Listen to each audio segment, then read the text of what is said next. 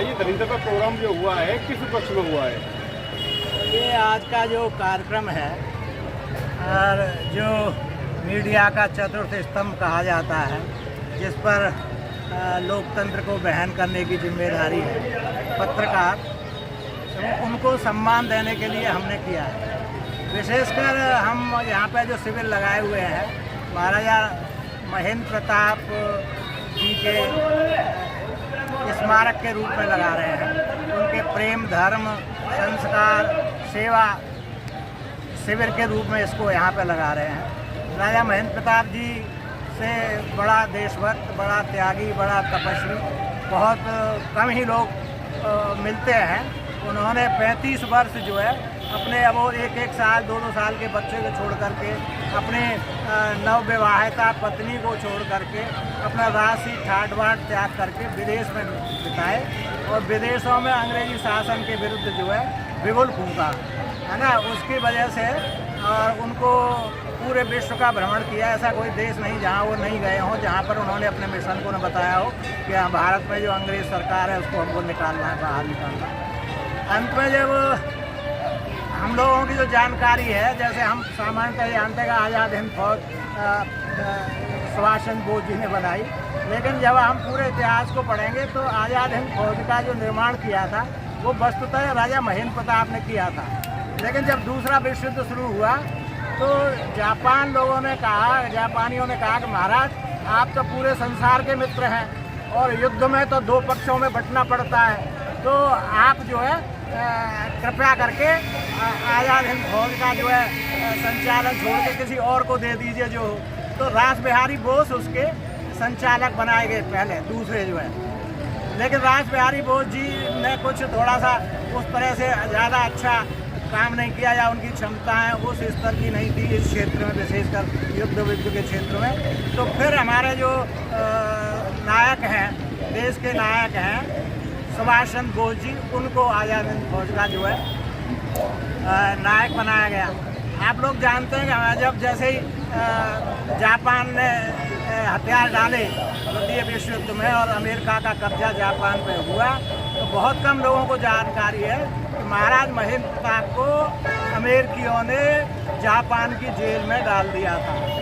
हाँ, और आपने ये किताब छापी है, ये आपतकामा, ये किसके उसमें छापी है, क्या लिखा हुआ है इसमें? ये आपतकामा जो है, जो रामचरितमानस का जो अयोध्या कांड है, उसको हमने अपने छंद में, अपने नवीन विचार में परिणत करके छापा है। और इसमें कैकेयी को जो है थोड़ा ऊंचा उठाया गया है, नारी शक्ति को ये जो है थोड़ा मान सम्मान देते हुए उनको जो है, इसका लास्ट ये है कि निश्चर वध का पूर्ण कर निज संकल्पित काम और जलती आना अवध को मेरे बेटा राम। अर्थात माँ और बेटे के बीच में जो किसी मुद्दे पर जो बात बिगड़ गई थी, उसकी पुनर्स्थापना माँ और बेटे के बीच जो प्यार है उसका है, ठीक है।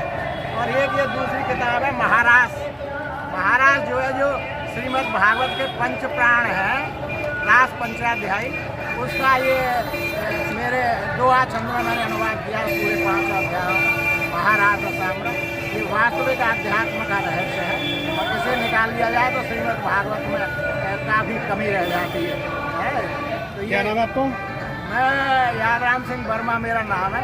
साहित्यिक रूप में मैं कवि किंकर हूँ और ज्योतिष का आचार्य होने के कारण आचार्य हूँ। आचार्य यादराम सिंह कवि किंकर।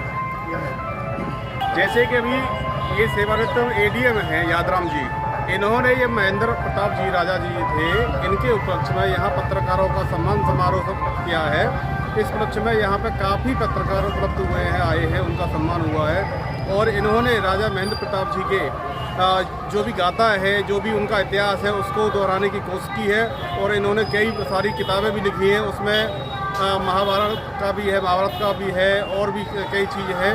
और इन्होंने बड़ी रुचि दिखाई है इसमें और मैं इनका बहुत बहुत आभार करता हूँ।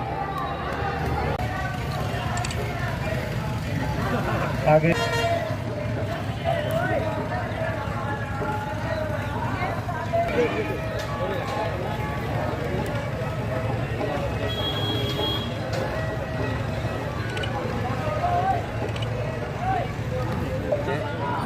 डाल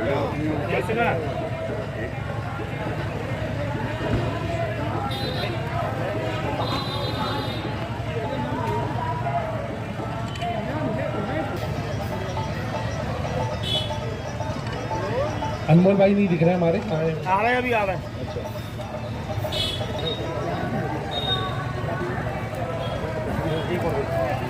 चौधरी बात करते हुए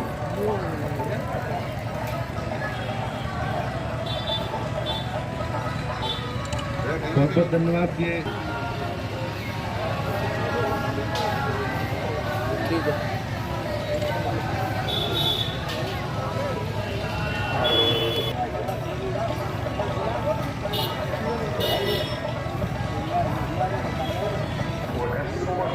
आदरणीय स्टेडियम साहब, मोहम्मद इकबाल मेहमान, सभी बुजुर्ग और सबसे महत्वपूर्ण पत्रकारगण जो हर घटना को